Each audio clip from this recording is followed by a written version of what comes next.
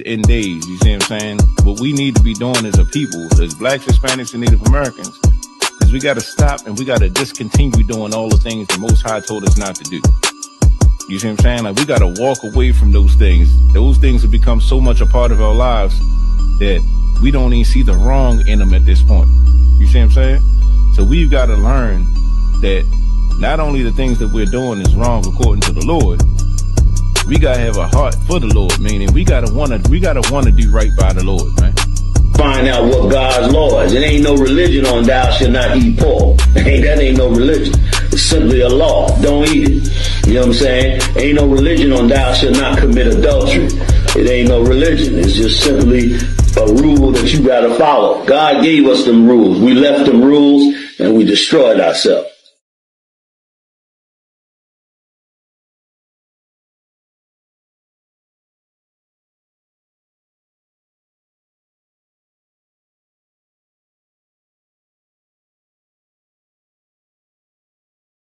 On 44 shit, you know what I mean?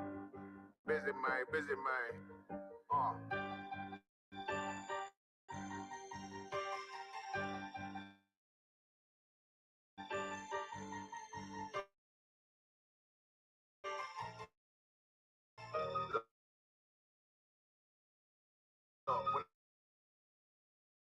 When that shit drop, you step all the way on their neck. I did it, got it out the mud, straight to glory. They don't know how I pay, nice, but he don't show them skills, how I show them skills. He ride, but he don't work the wheel, how I work the wheel. They mad, up to solid, circle tight, yeah, vacuum seal. No, they want my life, I ain't worried, I got rank for real. I got real soldiers, kill for me, nigga, watch yourself. They say you been in beast mode lately, you is 9-self. When you dropping that fire, precious marriage, they inquiring. They can't stop what's coming, but I see them conspiring. Cross the line, them firing. This bitch here, finna break the spin on kind. I don't trust you, circle small. You can keep your features. Me and my niggas don't keep no secrets. In the field like Jeepers Creepers. Say they want some smoke, dog. So I brought these chimney strings. Coming like we coming, you can't even cap. These niggas don't run it like we run it. Bitch, don't even start. Bitch, I'm with my niggas till the end, till them do us part. So if you wanna leave, you can leave, bitch. Bless your heart, find in. I ain't show no mercy, we gon' show them boy what time it is. I pop out like I'm Samuel.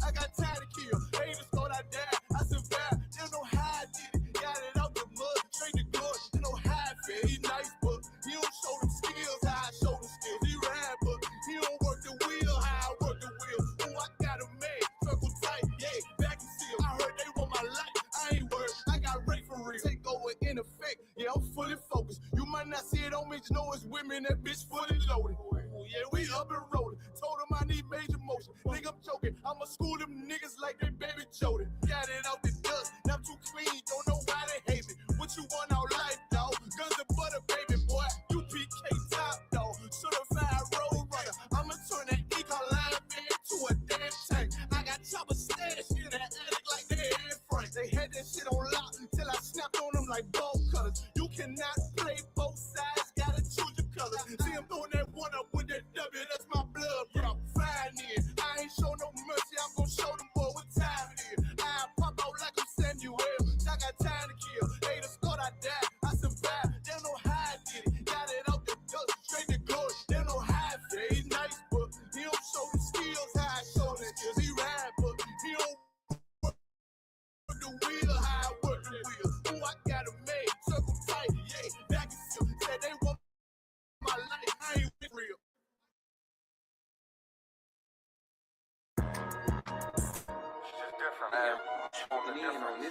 I'ma show them it's a difference. I'ma only say this once, you better listen. When West is where it started, so you know that's where it finished.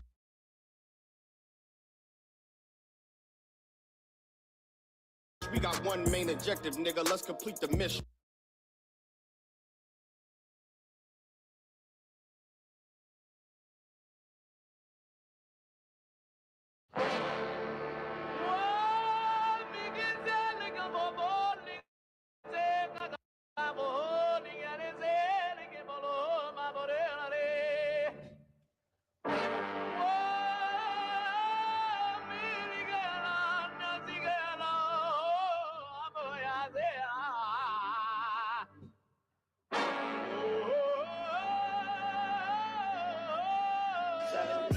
Whoa, whoa, whoa, whoa, whoa. Damn right, I'm a UPK nigga. Straight out of one West, no contest. We the best to the niggas that's living, trying to contend with the stress. Going through the test, no access, cause you oppressed slaves. Niggas is dying off in waves. Living in dirt, now it's a grave. Niggas cross-talk through the crosswalk or the white chalk over the bodies of roads that you paid. Americans killing us, saying they fearing us. Put the drugs in the hood, now my niggas delirious. Put a gun in my face, all because of my race. Click, boom, flash, put some Skittles to murder my ass. Like a sheep to the slaughter, heart beating harder and harder. Baptized with these words, never dipping in water. So now we pray to the Father.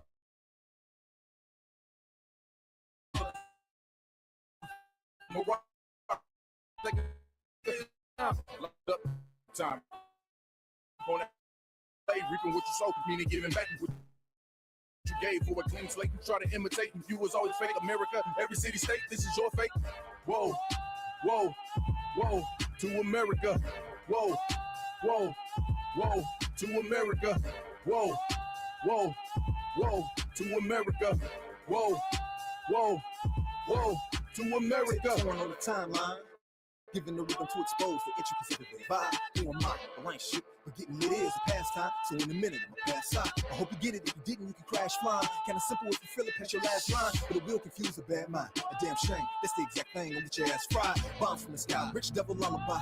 Then the nigga fly. Hope you got an alibi. Bombs from the sky, rich devil lullaby. Devil missiles high. I can see him from the parking lot. Heaven finna ball out. Devils finna fall out. All our warfare, nightmares in the big house. They murdered us for years and thinking shit won't gonna turn around. Pride never learned. This motherfucker burns down. Yelled in the streets. Told them to breach. All of you angels bring woe to this beast. You rule for a time, but we play for keeps. I pray to my Father, bring woe to this beast. Remember them times we hung on them trees. All of you nations bow down to your knees. Remember them ships, they brought us in fleets. Fuck they Apollo, bring them the heat. Whoa, whoa, whoa, to America. Whoa, whoa, to America. Whoa, whoa, whoa, to America. Whoa, whoa, whoa. To America. God is going to destroy this empire, man. You about to see famine in this place. You think them fires in California is bad? That's just the beginning of what the Lord is about to do. Because you've been evil to the Lord's people. You've been wicked to the Most High's children, man. You've been destructive to the 12 tribes of Israel. Let me tell you something, black man. You got to put on your strength now, man. Put back on your strength and might, black man, because your day is coming. Your day is coming because the Lord is going to bring judgment on this earth.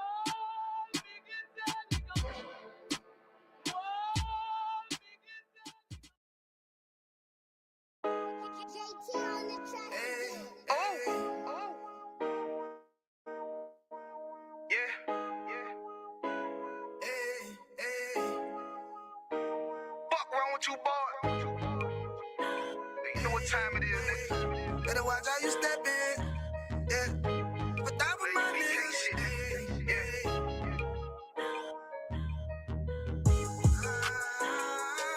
I'm in it, yo. Got my nigga Ramon with me. But that was my niggas, it'll be an honor. You know what I'm saying? Under commanding general. Yeah.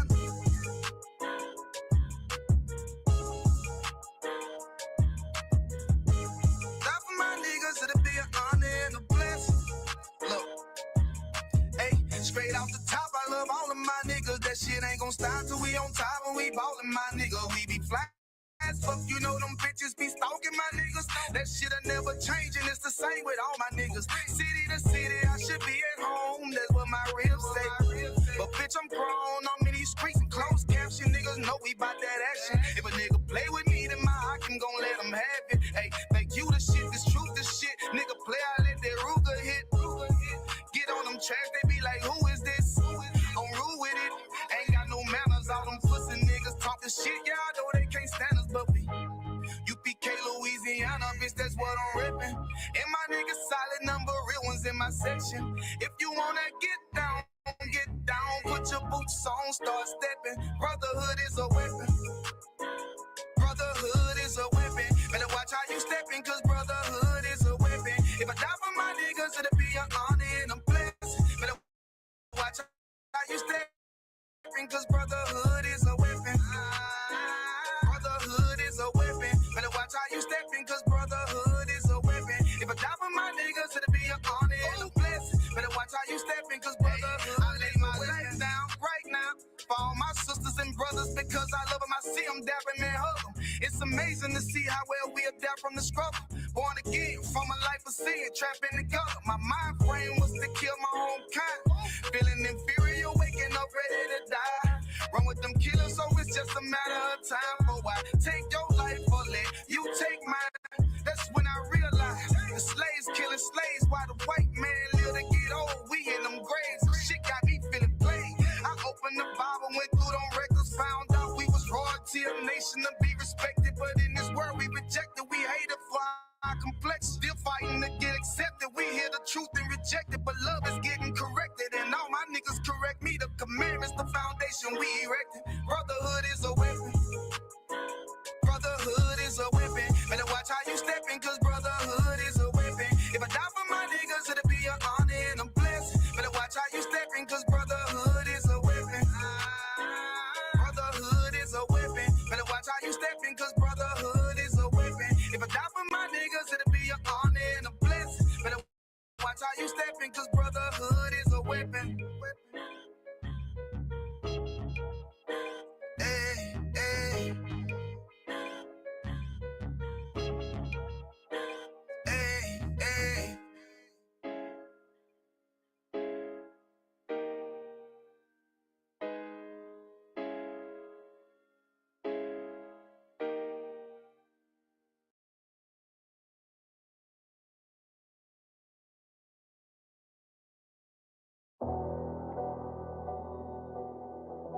I got you.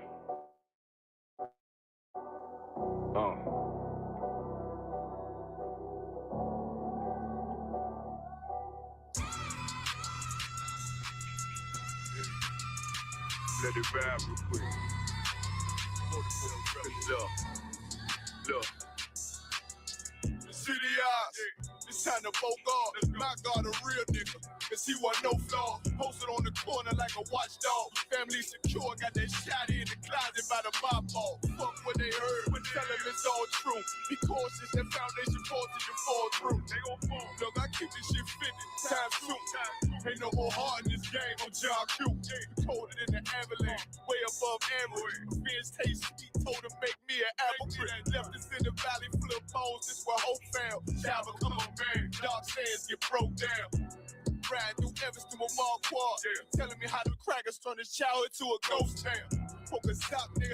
I lay that game down. I feel his pain, cause nothing is the same now. Let my light shine like heaven through a rain cloud. Glock have a fit like my child, no tangent. Try to warn them niggas we bear arms like tarantula. Them other niggas rap, I make anthems. I really see profits under this banner. Made my enemies bow down on camera. Told my design I wanted black and white like a panda. I'm better than that nigga that sunk dirty Diana. Look, I move like a Brazilian, precious cargo. Spirit Asian, but I got a new semi-auto. Wave that bitch around like where's Wardo. Sleep if they won't, I cut through they Z's like I'm Zorro. Pay me for his name, so I gotta keep that steel clutch. Trust me, I'm not what you think. I squeeze till it click like Dorothy when the heels touch. The world got me dumb, I don't feel much.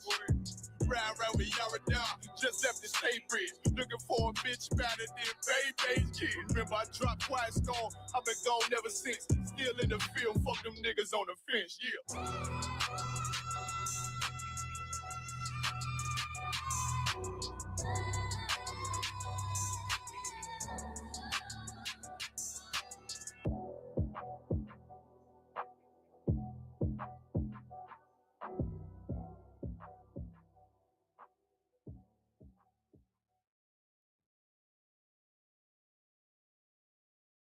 Hello. My name is Adam Ferrari, the Chief Executive Officer of Phoenix Energy. I look forward. All right, this is Rudy's speech, man. We got Captain Tower in the building. Yeah. So, Cap, man, let us know where you from. Yeah, I appreciate y'all having me, man, on Rudy's speech, man. I'll break it down right quick, though. Don't forget it. One West in my brain, one West in my heart, one West when I finish, one West when I start. Big Shine, big glow. I be gone till November, let my bitch know. I'm back by the winter, bubbling like Crisco. I need my pockets all swollen like a lymph node. Talking out the side of your neck, get you a slit throat. I stay broke, don't care if I got $1 million. Looking down on me, I put your brains on the ceiling. Fuck kicking down the door, we about to demo the building. Fake cats all in these groups, I wonder who ya. Shoot ya off your pulpit, hallelujah. 4-pound gun youngin' down like it's a cougar. On my feet, combat boots, or is it Puma? Words spreading around about me, none of it rumor. All truth, very big facts. Very large caliber on very small cats. Compact pistols, ladders, and all that.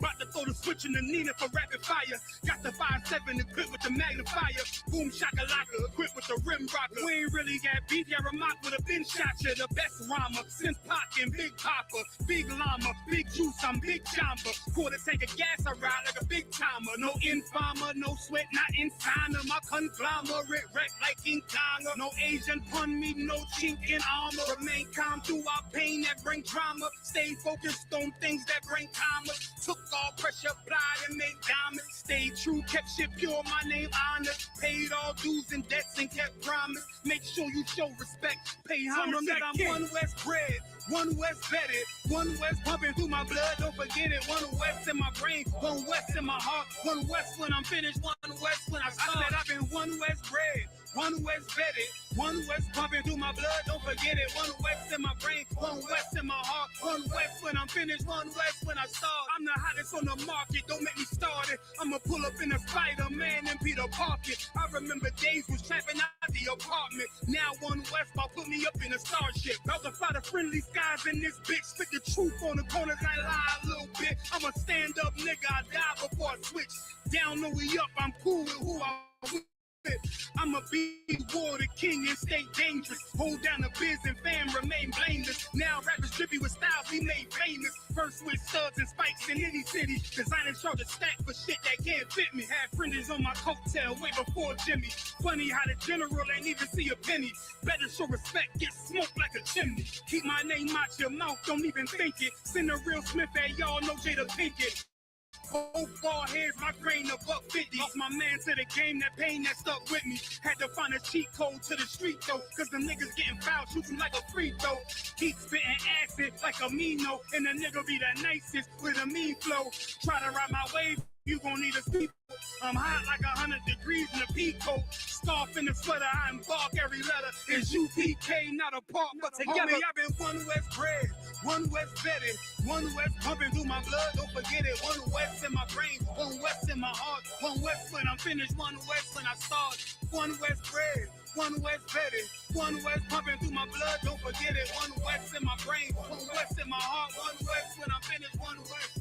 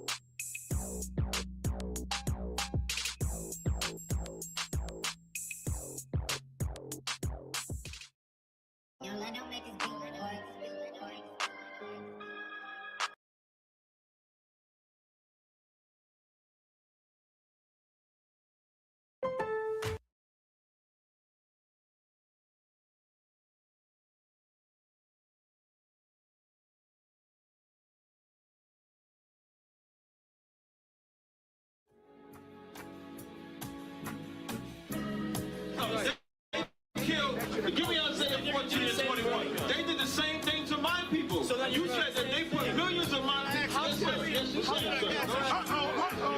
Should a murderer go to jail for murdering? Absolutely. Should a thief go to jail when he steals? Absolutely. Should a robber pay back the money he robbed? Absolutely. So why shouldn't the white man pay for what he did? That's right. One day you'll see just how it feels. Payback is a dog. It's a dog. Payback is a dog. It's a dog. Payback is a dog.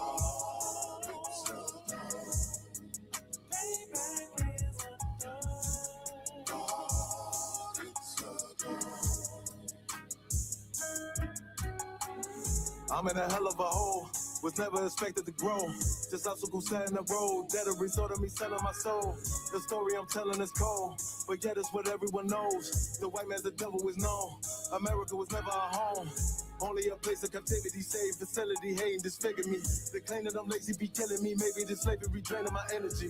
400 years and counting. The trail of my tears is countless. The fact that I'm here is astounding, but I can't wait till this shit is surrounded. Ready to tangle my king and the angel, be ready to rap. Crack in the sky, nuclear missiles will make it official. I'm capturing every crack and surviving. Put them all in chains where they need to be, slavery for me. And let the whole world see that with them in the cage and safer in the streets. Put the dog on a leash, get resolved for the beast. 144, get the ruler show, we could all be at peace. As soon as the trumpets are sound, your kingdom we busting it down. The only way justice is found, the time for your judgment is now. You'll see just how it feels. Payback is a dog. Payback is a dog.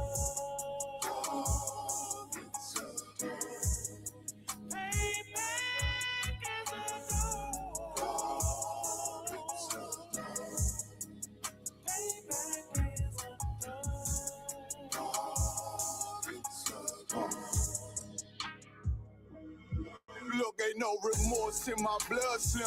It won't be no compromise. Now it's time to feed the worms. Watch his body turn to flies. I clutch iron while you trust the lies. The next Glock I buy gon' be Gen 5. I get it customized. And sending shots off like fair.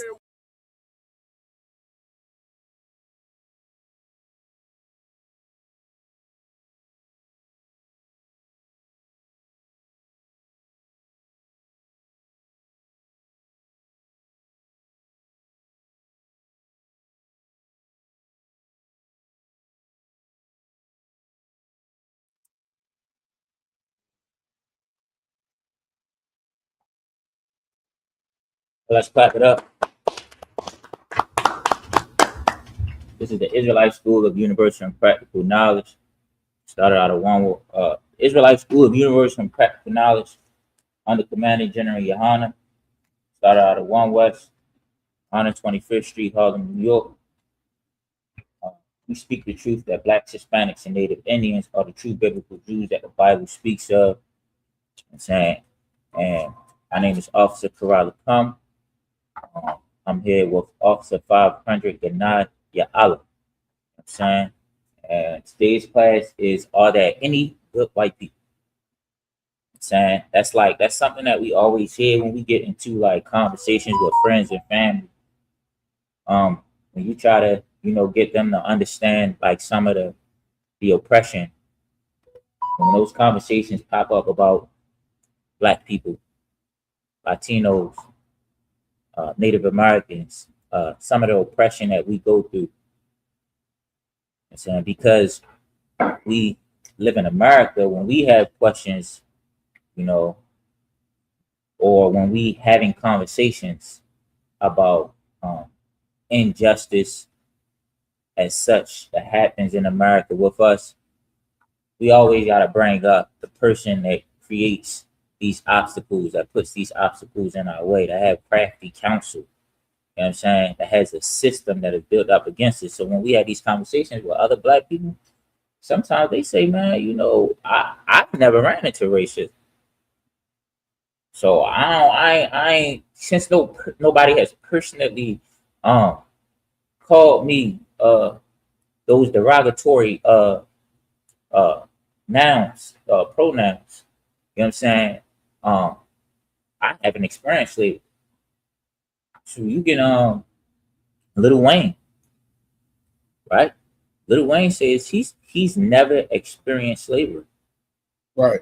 He tells you that he got white people money. Right. You know what I'm saying? Because, Lil Wayne has never personally, he has personally experienced slavery, but with those type of people, they put Salaki. He has personally experienced racism.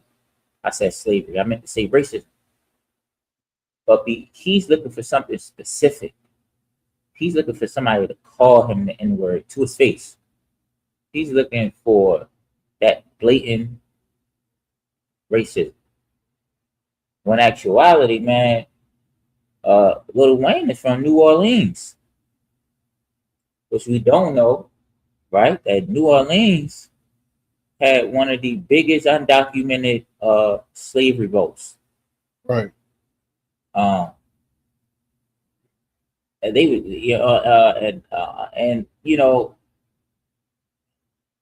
I say that to say, like, you know, like Lil Wayne is from New Orleans. He has history where though certain group of people got so tired, they empowered themselves, tried to empower themselves, and had a revolt. His father and his grandmother and his great grandmother and his great grandfather, they're from New Orleans, but he'll say he never experienced it. Like growing up in New Orleans, you know, they are the most integrated place. You know what I mean? Right. When their school system is equally great with the oppressive school system. We make this excuse for good white people because they do good things. Right. We don't know what good things is. You know what I'm saying? If you in a world and you don't have these laws, you don't know what good things is. Yeah, that's kind things. Somebody can be kind. Somebody can be understanding. They could be caring. They could be fair for a short amount of time to get what they want.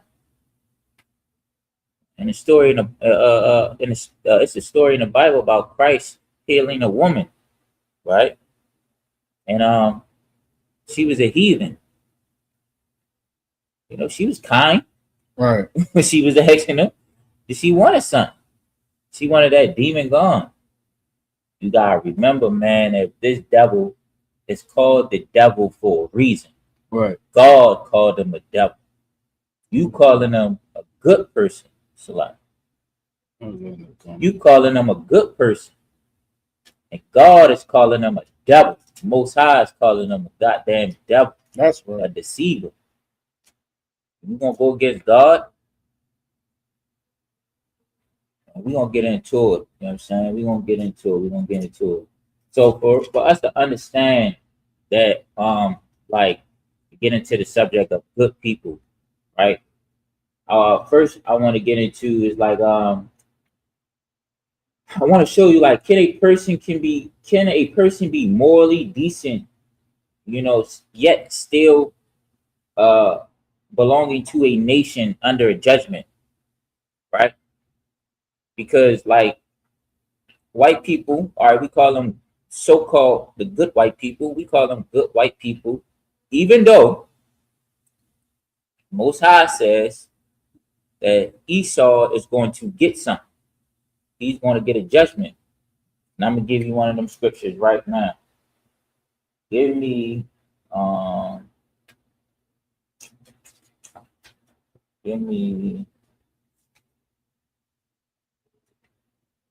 Zechariah 1:15. Come. Right. So, and the Most High says that he is displeased with this nation. You know what I'm saying? That he is displeased with the things that they've been doing. And that he is going to, you know what I'm saying, avenge us. You got that? Come. Zechariah chapter 1, verse 15. And I am very sore displeased with the heathen that are at ease. You know what I'm saying? He's very sore. You know what I'm saying? He's hurting. And he's very displeased with the heathen. So we know that these 12 tribes behind us, they are the nation of Israel. You know what I'm saying? The chosen children of God. And anything outside of these 12 tribes, anything outside of this nation is a heathen. Right. You know what I'm saying? So-called Chinese, which is Moab, is a heathen. Right. So-called African, just a Hamite. You know what I'm saying? And got plenty more other names too. Right. They are heathens. Right. You know what I'm saying? So-called Russian and German, so-called Jewish man. They are the nation of Esau. Right. They are heathen. Right. Boy. Come. So the Most High is displeased with the heathen. He's sore, he hurting, and he displeased. Go ahead. For I was but a little displeased, and they helped forward the affliction. So he was just a little bit displeased with him. You know what I'm saying? Slavery came. You know what I'm saying? They all the things that you know about slavery. They had a tactic where we see in movies or whatever, where you know they try to punish you, they put you in a hole in the ground. That you roast out in the sun. Hot box, yeah. Little bit of space to breathe with that thick, hot air. Right. You know what I'm saying? To teach everybody a lesson. They had a tactic called butt breaking. Right. Where they would take the strongest man, or they would just get the man, because the man is the leader of the house. And they would do LGBT things to him in front of the family and anybody else that considered him to be a strong and a leader enough. They would hang the women upside down, slice their stomach open, let the baby just drop. Pregnant women upside down, let the baby just drop and hit the ground. They would use other babies as alligator bait. You know what I mean? And don't think that those babies used to get thrown back in the basket to be used as alligator bait the next day. Right. No, that was it. The alligator come up and get the baby, and we get the alligator. Right. What? It's a lot here. So what you bringing out is real powerful. And like the first question you asked in this class, are there any good white people? Like us as a people, we gotta really pay attention to like what actually, like when we just gave these examples of the things that took place during that period of time. Imagine what our mindset was. And that's why right now somebody like Lil Wayne can sit there and say, you know what I'm saying, racism don't happen to me. I like white people, whatever he said, right? It's because when they did this stuff in front of our ancestors, all it did was condition us to believe and love them. Right. Because if we didn't love them, these were the things that was going to transpire. Even if we did love them, these are the things that's going to transpire. So the only way our people decided to survive was to serve the mass, become the greatest servants of the white man. And to this day, this is why we still in these conditions, because we still love them. That's right. That's absolutely right, man. Where you at on that scripture? Come on, just finish it, sir. What scripture you just read? Salakia. So Zechariah 1:15. 1:15. All right. Salakia, you getting a lot of these corny Free Palestine. Yeah, you can. Yeah, we don't give a damn about Free Palestine. Right. You ain't. You in the chat saying Free Palestine, but you ain't saying justice for Nolan. Huh? What's his name? Nolan Wells. Nolan Wells. Or Cyrus Belton. You know what I'm saying? We don't give a damn about Palestine, man. Right. I'm saying what's happened to the Palestinians is sad. And it shouldn't happen to nobody. You know what I'm saying? But you got in bed with the heathen, with Esau. You know what I'm saying? You wanted to make deals with Esau, so now you get what you get. You don't have nothing to do with it. You can go in somebody else's chat and say Free Palestine. Right. You can delete him off of it because he keep posting it. Gone, so messing up our feed. Saying if you act a little bit more, you know what I'm saying, compassionate for us, then we might be compassionate for you. Right. We do understand that a crime is happening to you, but you acting idiotic. You putting it too much in the chat. So that was Zechariah 1:15, right? Gone, sir. Give me Zephaniah.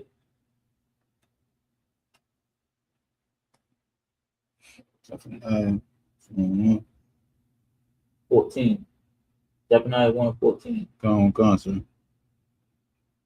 Zephaniah chapter 1, verse 14. The great day of the Lord is near. great day of the Lord is near. What is the great day of the Lord? Great day of the Lord where World War III come. Right. You know what I'm saying? Well, all these nations are going to arm up, and they're going to fight each other. The Most High is going to come back right in the middle of that fight. Boy. Come. It is near and hasteth greatly. Even the voice of the day of the Lord, the mighty man shall cry there bitterly. I mean, that mighty man. Who is that mighty man? That's America. Right. That's the oppressor. That's your bad white man. That's your bad oppressor, and that's your good oppressor. You know what I'm saying? Go ahead. Come. That day, Salakia. Even the voice of that day of the Salakia. Go ahead. Where you at? I'm at verse 15. Go ahead. That day is a day of wrath. That day is a day of wrath, meaning it's going. Listen, they say that blood is going to reach up to the horse's bridle. That's how much death, you know what I'm saying, is going to come. Go ahead. Come. A day of trouble and distress. Day of trouble and distress. I think you get the picture. Now I brought that up to let you know that, man. This is what's coming to your so-called good white people. Right. You know what I'm saying? The ones that say, man, I love black people. I've never done nothing. I've never done anything to go to black people, to Hispanics personally, but you benefit from it. Right. And we're gonna get some more into it. Good white people benefit from the atrocities that Esau, the oppressor, has done on earth. You know what I'm saying? And I want to start by, I want to show you that, listen, a nation, you know what I'm saying, in the Bible, right? A person can be thinking that they're doing things that are right. That I work my job, I go home, I pay my taxes. Right. You know, I say hi to Tyrone when he comes in. I mean, he got a flat tire. I drove him home, right? But that doesn't change, right? That person belongs to a nation, right, that is going to get a judgment. And hell, even happened to us, right? Egypt, right? Joshua went into Egypt, right? Okay. You know what I'm saying? He went into Egypt doing what the Most High said do. His brothers came in there, and all of Egypt, you know what I'm saying? And all of Egypt went into slavery. All of Israel went into slavery in Egypt. You know what I'm saying? King Solomon. Well, these are the opposites. Salakia. King Solomon is the opposite. So boom. Also, let's talk about the prophets, right? The prophets was righteous men. Right. You know what I'm saying? I'm not saying Esau is a righteous man, but I'm just giving you an example. The prophets was righteous men, but the nation was under a judgment. While those righteous men were going out speaking the word of the Most High. Right. You know what I'm saying? So a nation can be under judgment, even though an individual is doing righteous things. Right. Because the nation pays together. You know what I'm saying? Officer Warren just had a class about that. One person doing one thing wrong, and then we all paying. You know what I'm saying? That's just how the Most High work. You know what I'm saying? Slightly. Good. Slightly, sir. And what you bring out is heavy, and for a lot of our people, only when it comes to white people do we feel as though it's okay to separate. Well, that's a good white person compared to the other white people. But when it comes to everybody else in this world, we understand. We was taught being guilty by association. We was taught by just being around somebody, it's valid that you're in trouble. Right. We see on the news, like right now, you can ask any of our black people. Conspiracy. Yeah. Conspiracy. You can go and watch any to this point, to this day, right? If we tell any of the older generation, these young people, how they feel about these young people, they're going to say all of them are disrespectful and all of them have no respect for the elders. They're going to say all of them. And you're going to have to, as the priest and prophets, we be having to tell them like, nah, it ain't everybody, bro. But they'll believe it's everybody. But when it come to white people, when it come to the devil, when it come to the judgment that the Most High is going to bestow on these white people, they'll say, nah, not everybody. That we can't believe that because not everybody, not all the white people are bad. So and listen, there is no good white people. Right. I'm just using the term good white people because that's just what they use. I'm trying to get you to understand, like, look, listen, there's some white people who never hung a black person, who never had slaves, right? You consider them a good white person. I'm not talking about this off of what God, how the Most High sees it. I'm just talking about you saying that you know a good white person. You know a good white person. He never had slaves. He never hung nobody. You never seen him steal or anything like that. That doesn't change the fact that that good white person is a part of a nation that is going to get a judgment. Right. You know what I'm saying? And I'm trying to show you, like, even outside of that, let's talk about us. You know what I'm saying? The prophets teaching and following the laws. You know what I'm saying? Proving themselves into the Most High. They are still part of a nation that's getting a judgment right now. Right. One of the biggest ones is, guess what? Christ. Right. Christ was perfect. Christ was perfect, man. Matter of fact, give me 2 Corinthians 5:21. Because listen, Christ was perfect, and guess what happened? You know what I'm saying? The nation was still getting judged while Christ was down with doing the work. And that 2 Corinthians 5:21. Yep. 2 Corinthians chapter 5, verse 21. For he have made him to be sin for us, who knew no sin. Yeah, he knew no sin. Go ahead. Come. That we might be made the righteousness of God in him. So we can have an opportunity to be the righteous of God in him. Go ahead.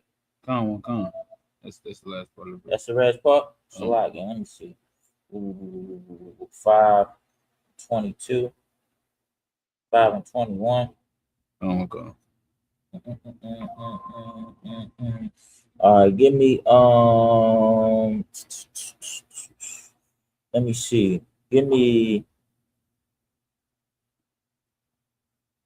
Isaiah 53:5. Let me get that with you.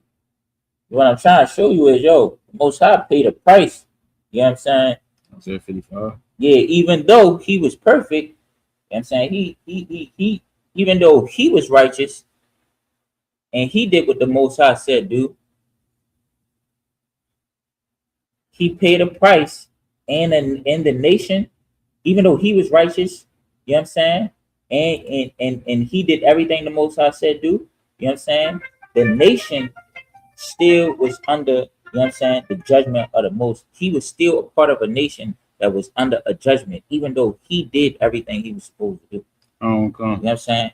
Like, you gotta understand something. Like, can you be doing what the Most High says do and still be a part of a nation that is going to get a judgment? That's the whole point of what I'm saying. Yes, you can. You know what I'm saying? When you talk about these white people, like these oppressors, and you think that they're good because they doing something for you, understand, it's not that they're doing it for you, they're doing it for their benefit. Right. Because they feel good right now. They're in they heaven, they feel good. You were the oppressor, they in they heaven, they feel good, they got their feet up, they kicking it up, they chilling. You know what I'm saying? You feel like they're being good to you. You know why? You feel like that because you know that other white people are evil. Right. You know that the other oppressors are evil. So for him to do these things, you have to put him in a category as being a good white person. Right. And then you got to understand, even though while he's being a good white person, this is not how he is. It's gonna come out. His evilness is gonna show.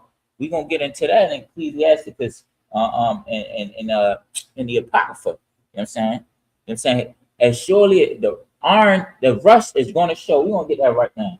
Give me Second Ecclesiasticus. Yep. Ecclesiasticus. I'll just pull it up today. No sweat. Russell's. I got so many. The second Ezra. The second. I got it. I got it right here. Second Ezra. No, it's Ecclesiasticus 12 and 10. All right, yeah, 12 and 12 and 10. Ecclesiasticus. Hold on, let's hold it real quick. He's not your friend. You know what I'm saying? The Most High said, "Yo, listen." That in that same scripture, you know what he says? Never trust our enemy. God damn, that's in that same joint too. You know what I'm saying? You thinking that he's a good white person because he's having a good time because he's in his heaven. You're just reaping the benefits of him being in his heaven. His true face is going to show because it never fails. You know what I'm saying? Go ahead. Come. Which one? Ecclesiasticus? Yep. Ecclesiasticus chapter 12, verse 10. Never trust thine enemy, for like as iron rusteth. Man, never trust thine enemy. The Bible says that the oppressor is your enemy. You know what I'm saying? And he's saying, go ahead. Never trust thine enemy. Yeah, come. For like as iron rusteth. For like as iron rusteth. Iron is going to always rust. No matter what. No matter how much you clean it. No matter how many different ointments you put on there. If you try to control the temperature, it might not take as long to rust. You trying to control the temperature, but it's going to rust. Go ahead. So is his wickedness. So is his wickedness. His wickedness going to come out, man. It's a video, man. I tried to find it where a black man was friends with a oppressor since his youth. And he went over the house to eat dinner. And when he's eating dinner, I'm going to find the video right now. So I was just looking at.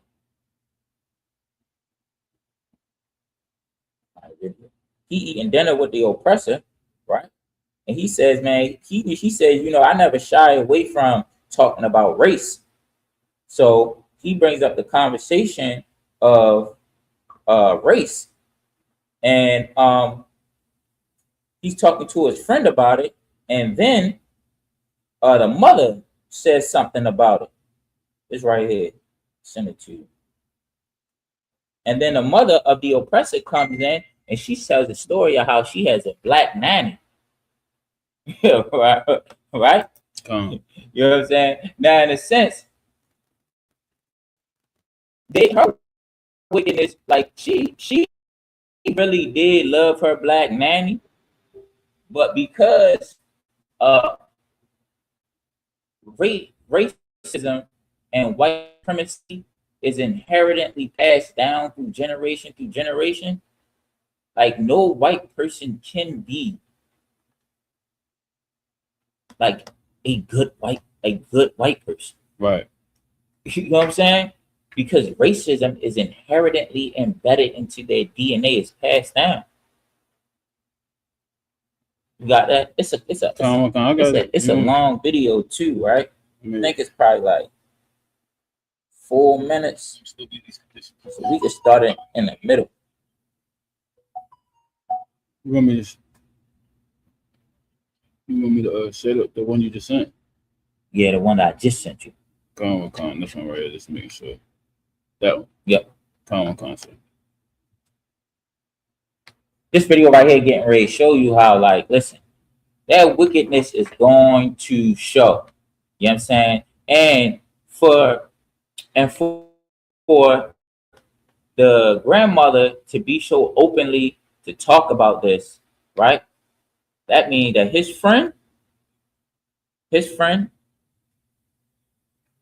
was brought up under this type of racism. You know what I'm saying? Even though he had black friends, his oppressive friend, this black man oppressive friend was brought up on racism and on the ideologies of white supremacy and racism. It's inherently in him.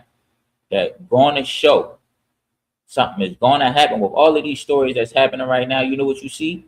You see black people being friends with an oppressor. And what happens? They go to an island, and just like how iron is going to rust, those oppressors are going to show their wickedness. Right. You know what I'm saying? They're going to get high. They're going to get drunk. They're going to get depressed. And your black face is going to be right there. And something is going to conspire. You're going to try to, just like, what's his name that was under the tent? Man, the young man that was on the tent that Carmelo unallowed Anthony. Metcalf, Carmelo Anthony, man. You're gonna try to diffuse the situation, and you're not gonna be able to, because their wickedness is going to show. Go ahead, play this. Con, sir.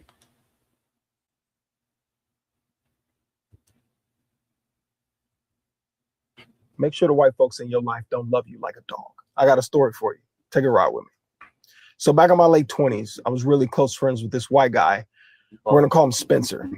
And Spencer and I, we worked together. We worked out together. We lived a few minutes apart. Spencer was my guy. And Spencer kind of hit the father-in-law jackpot. His father-in-law, we're going to call him Dustin. He was mid-50s, but just a really cool-ass dude. You know, we go over his house. We large drink game. Our mid to late 70s, but still sharp. And if you're at Dustin's house enough, you're going to run into her. Now, one day I'm over at Dustin's house, and him and I are sitting at his kitchen table. His wife is standing nearby. And at this point, we've known each other several years. So, you know, he's comfortable with me. I don't remember exactly how it came up. Knowing me, I was probably talking about race because I don't hesitate to talk about race in front of white folks. But Dustin decides to tell me about the one time he used the N-word. He was a young boy growing up in Texas in the 1960s. He got into a confrontation with a black kid, and he lets it fly. Now, a young white boy in the South using a racial slur in the 1960s didn't surprise me. He surely had plenty of white men around to model that kind of behavior. But what did surprise me was the shame. 50 years later, he wasn't telling me this story casually. It felt more like almost like a confession, like he was unburdening himself to maybe one of the few people in his life that could judge him the harshest. And it felt like if he could find that guy today, he'd want to look him in the eyes and apologize. So I respected that, and I respected that he trusted me enough to go there. But here's where shit got real racist real fast. While Dustin was telling me his story, his mom had moseyed in and sat down at the table with us. And when he's done talking, she chimes in, well, you know, that's just how things were back then. He didn't mean any harm. When I was younger, we had a nanny and I loved her to death. Just like that. No hesitation. Hardest of R's, and rolls off her tongue like honey. Dustin's face turns beet red. His wife's mouth drops to the floor. Her eyes are about to fall out of the sockets.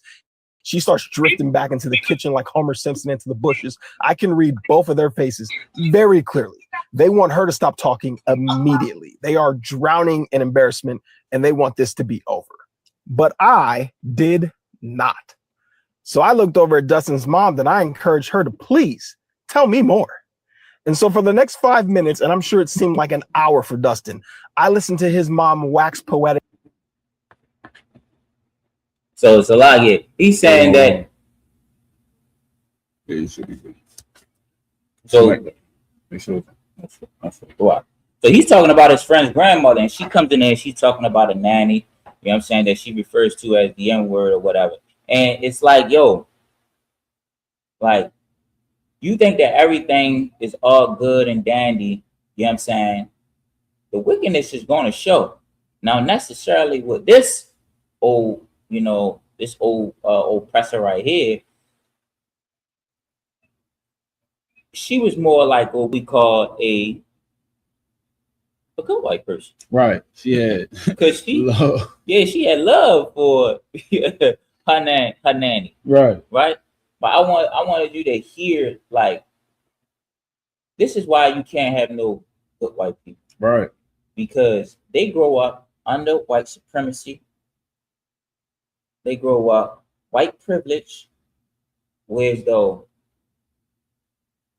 their nature, the Bible says that they are that we are two manner of people.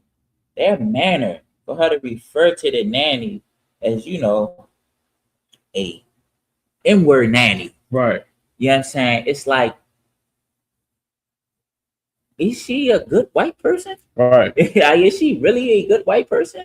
Yeah, of course she loved that nanny. You know what I'm saying? That black nanny. She loved her and she cared for her, and she telling stories about how she loved her. But their nature and how they were brought up and how white supremacy was inherently in them, that's their wickedness. It's going to show. They're going to look down on you. Right. And if that video was like 4 minutes long, I don't want to show the whole thing because it's just too long. But eventually the brother got to the decision in his mind that, bro, I'm like a dog to them. Yeah, gone. You know what I'm saying? So I'm bringing all this up. It's like, again, you know what I'm saying? Are there any good white people? You know what I'm saying? I just want you to still, keep this question going. Go ahead, you have something to say. So it's a lot here. So, and what you just brought out with this point and what this brother had went through, I think most of us in the black community all go through that situation when we have a so-called white man as our friend. I remember in the military, like, they will use excuses like, well, because they'll say something racist like, yo, and they'll be like, well, in his community, they've never seen black people. All they see is black people on TV. But in my head, like, looking back, like, bro, I'm from Baltimore. Right. Probably like five white people in my old school. I don't treat them no different. I don't go out here and just say nothing racist. But they put that in your mind so you be able to accept it. Like, we literally, he say something racist in our head, we be like, he probably ain't been around black people. He don't even know that's racist. No, right. He do. He do know. Right. You know what I'm saying? That's the part that they don't understand. Like, yo, his family teaching them that they know that's racist. You know you ain't supposed to say that. You know what I'm saying? But and then like I said, like you said, no matter what you do for these devils, eventually some way form, some friend you had that was so-called Esau or whatever, is going to come out. And then we all gonna feel like this man right here, like, yo, y'all only friends with me for your token. Right. For a dub. To think you cool. I got black friends. We cool. Right. And that's absolutely what it is. And on the other end, even when they don't think that what they're saying and doing is wrong, it's because America is racist. Right. You know what I'm saying? Because America is racist, they grow up under this lens as if it's righteous. As if it's righteous. Because, like I said, white supremacy is an inherited ideology. You know what I'm saying? So I wanted to come out and I wanted to show you that a person can be, if you want to talk about good white people, of course. You know what I'm saying? That doesn't change that they're going to get a judgment in the end.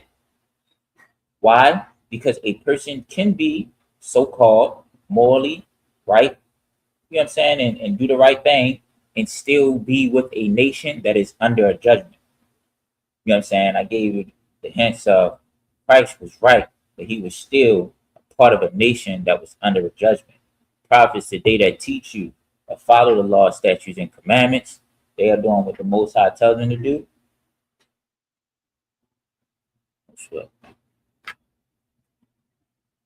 They are doing what the Most High tells them to do, follow the laws, keeping the commandments and the statutes, but they are part of a nation that is under a judgment. You know what I'm saying? That's just how the Most High operate, because we all pay for, you know what I'm saying, he all judges us as a nation. Even though he judges us individually, he also judges us as a nation. You know what I'm saying? I just wanted to introduce to you ideas that sometimes God judges nations collectively. Like when we went into Egypt, we always judge collectively because Joshua didn't do anything. We went in because of King Solomon. And what he did, we was all judged collectively. You know what I'm saying? So when Joseph went into Egypt, you know what I'm saying, we was all judged collectively. So next is I want to go into what we call, like, what does it mean to be accountable? What does it mean to be accountable before God? Right? We talking about nations being judged collectively. What does it mean for a group of people to be accountable before God? You know what I'm saying? Well, shoot, we can get into Deuteronomy chapter 15. You know what I'm saying? We can get into Deuteronomy chapter 15 with us. What does it mean for us to be accountable? You know what I'm saying? We are accountable. Why? Because the Most High takes us a covenant. You know what I'm saying? He said, follow these laws or these things are going to happen. Right? And now, what the people in the world will call it is, they'll call it generational curses. You know what I'm saying? So for the oppressor being accountable, you know what I'm saying, unto God, guess what? They all got to get judged. You know what I'm saying? At the end. They all got to pay a price. They all got to go into slavery. You know what I'm saying? We're going to get that right here for you. You know what I'm saying? We're going to get that in scripture.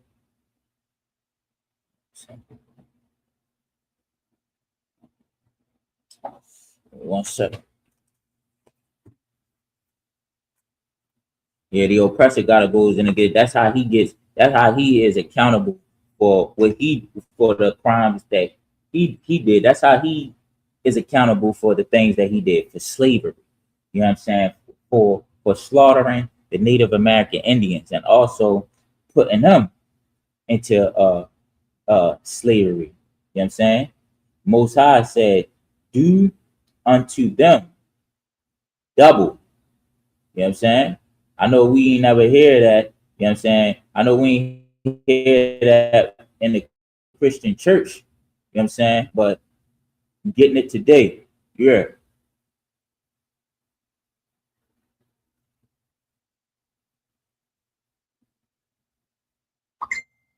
To you right now. It's a lot here.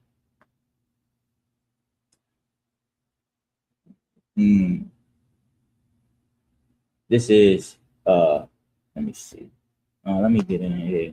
Revelations, we're gonna be in Revelations 18. And I'm gonna start at I'm gonna start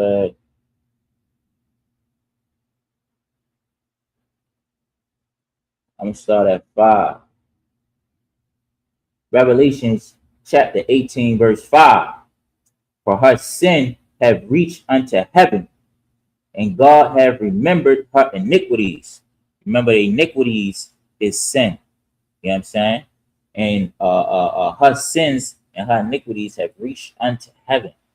Meaning, this oppressor has done so much, you know what I'm saying? So much unaliving, so much all word, and so much evil, so much pillaging, colonizing. You know what I'm saying? And let's talk about the Native American boarding schools. You know what I'm saying? That they put them everything all right. All right, that they had in these boarding schools, that they got them buried under these Catholic schools. Every time they dig up a Catholic school, they finding millions and millions of bones of Native American children. You know what I'm saying? What's going on these reservations? Millions and millions of, you know what I mean, young sisters that's going missing. The poverty that's going on in there, that's just one tribe right there. You know what I'm saying? Not only what they doing to the to blacks, Jamaicans and Haitians. You know what I'm saying? They going into Jamaica, man. Jamaica can't reap the benefits of their own land. Their beaches is not theirs. You know what I'm saying? I mean, they can't even go swimming. That they sins have reached high, man. That's all I'm saying. Verse 5. Reward her even as she has rewarded you, and double unto her double according to her works.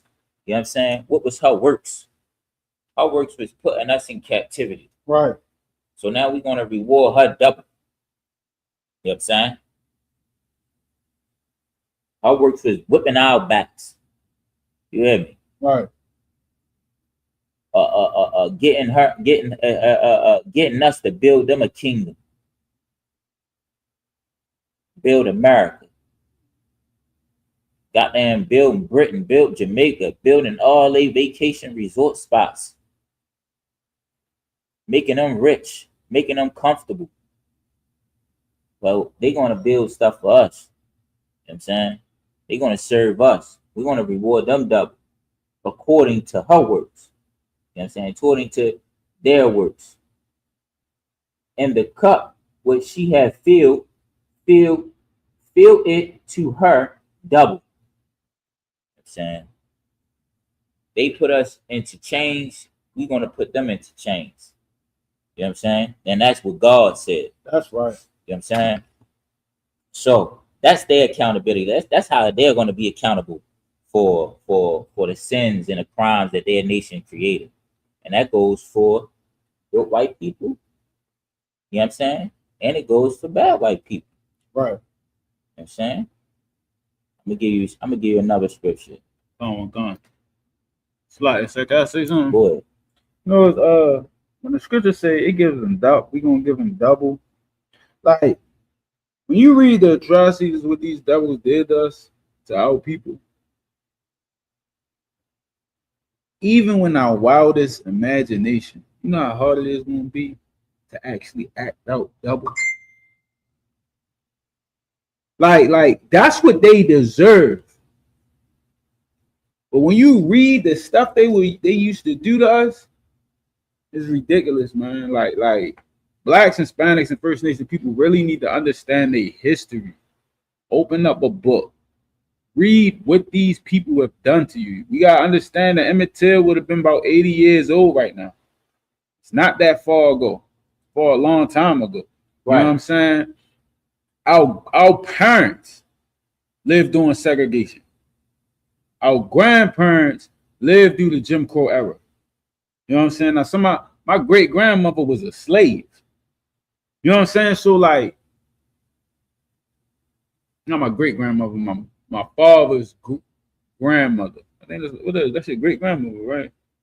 Your father's grandmother. Well, anyway, your father's grandmother. It's your great grandmother. Yeah, my great grandmother, right, was a slave. So you gotta really understand, like, it's not that far gone. No, that's your great grandmother. Oh yeah. So it's so it's not that far gone. Blacks, Hispanics, and First Nation people, and it's so baffling that today we look like, yo, it's in the past. It's not in the past. Them same kids that was smiling when our brothers and sisters was lynched and was taking pictures and sending them on postcards, guess who they are today? They're the senators. They're the judges. They're the Supreme Court officials. They're the police. You know what I mean? The chiefs of the police. They're the captains and admirals of the military. Mm-hmm. You know what I'm saying? Blacks, Hispanics, and First Nation people really need to understand. They're the owner of the football teams, Jerry Jones. You know what I'm saying? Like, they still are in charge. Those kids who were smiling when they underlived our brothers and sisters. We gotta really understand that we gotta separate from them. Salaya, my bad. No sweat. You're absolutely right. I was trying to find that scripture. There's no sweat. What you looking for? I thought I had it down here. The paper to call the sins. Come on. No sweat. All right. So boom. They're gonna be accountable. They have to be accountable. You know what I'm saying? That's what it means to be accountable. You know what I'm saying? Before God. You know what I'm saying? That they have a debt they gotta pay. And the Most High said that, you know what I'm saying, when we get the kingdom of heaven, that we'll reward them double. Right. You know what I'm saying? That they will serve us. You know what I'm saying? We'll take them captive. You know what I'm saying? I mean, them that led us into captivity will go into captivity. Right. You know what I'm saying? I got it. Oh, boy. You got it right now? Come.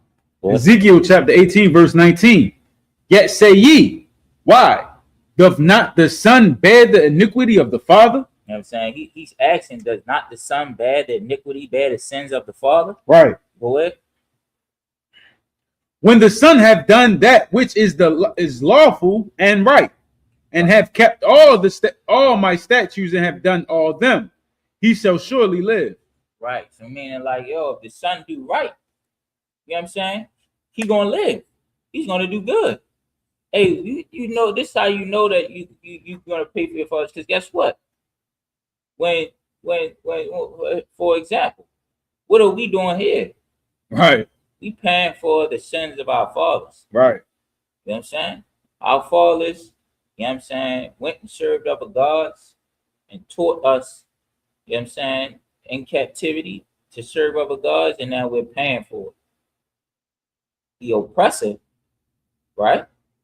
The oppressor, he is in his heaven. Right. You know what I'm saying? And he's teaching his children to continue their heaven. Go ahead. Turn one time. Verse 20. The soul that sinneth, it shall die. And the soul that sinneth, it shall die. Matter of fact, that's enough of that. Go ahead, read some more. Let me finish. Let me finish it. Yeah. Oh, come. The son, yeah. The son shall not bear the iniquity of the father. So basically, what we read earlier in that scripture is that, you know what I'm saying, we are serving the crime, we are serving the penalties of our forefathers, not serving the Most High. You know what I'm saying? And we serving, and when we get the blessings of the Most High, guess who's going to benefit from the blessings? Right. It's going to be our children. You know what I'm saying? Our children are going to benefit from the blessings from us following the Most High. Right. Because we're going to continue these laws, statutes, and commandments of the Most High. You know what I'm saying? We're going to pass it down to our children, and they are going to benefit from the blessings. You know what I'm saying? From the good things, from following the laws that our sons had. So I wanted to show you what does it mean to be accountable before God, right? You know what I'm saying? And I also want to show you too, you know what I'm saying? What does it mean? You know what I'm saying? I want to show you the consequences of a nation. So a nation can get consequences for doing, everybody can get paid for doing the consequences of what a nation is doing. Hence, Sodom and Gomorrah, right? So boom, going to Sodom and Gomorrah, everybody in Sodom and Gomorrah was doing all types of fornication. You know what I'm saying? Guess what? You had Job in Sodom and Gomorrah, you had his family in Sodom and Gomorrah. You know what I'm saying? Sodom and Gomorrah paid the consequences of all the evil that they were doing. So the reason why I'm bringing this up is I'm saying that the nation of Esau, you know what I'm saying, the oppressor, you know what I'm saying, are doing collectively things that are against the Most High, and they have to pay for the sins that they are committing as a nation. You know what I'm saying? Sodom and Gomorrah is one example of how a nation paid for the consequences that they was doing. You know what I'm saying? Boom. So we understand that one person can be morally right, can be thinking that they're doing the right thing, and they still under the judgments of a nation because they are part of that nation. A whole nation can do something, and the Most High can judge that nation. You know what I'm saying? And now I want to get into it. I want to get another scripture, the followers of Christ. Right? When Christ was on earth, he had people following him. It didn't matter. Israel still went into the condition that we in right now. Right. So that's the other point that I want to bring out, because I'm bringing out certain points to try to get you to understand that, when people be talking about a white person, like a good white person is not going to pay for it, like we didn't do it, why should we have to pay for it? Man, listen, all through the Bible you see these examples of, you know what I'm saying, people paying the penalties. And just how you said, that the prophets was doing what was right, and they still was connected to a nation that was under a judgment. They was still getting judged. Not even the prophets, just in case somebody want to be like, well, they the prophets. The multitude. Well, yeah, right. The multitude, right. You know what I'm saying? The whole people. So, boom, to understand this also, you feel me, of why, like, oppressors feel like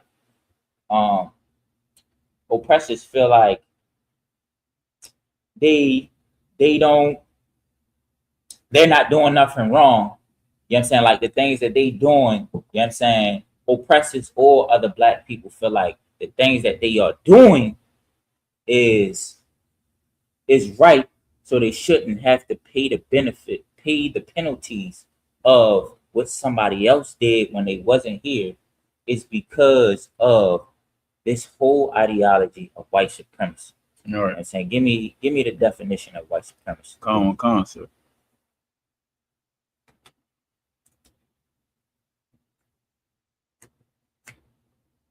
The definition of white supremacy. White supremacy is the belief that white people are inherently superior to people of other races. So white supremacy means like, yo, they passed this down. You know what I'm saying? Like they are inherently. Can you read it again? Come. Is a belief that white people are inherently superior to people of other races. So all other races, these oppressors say that I am superior than you. You know what I'm saying? This is inherently passed down. You know what I'm saying? Go ahead. Come.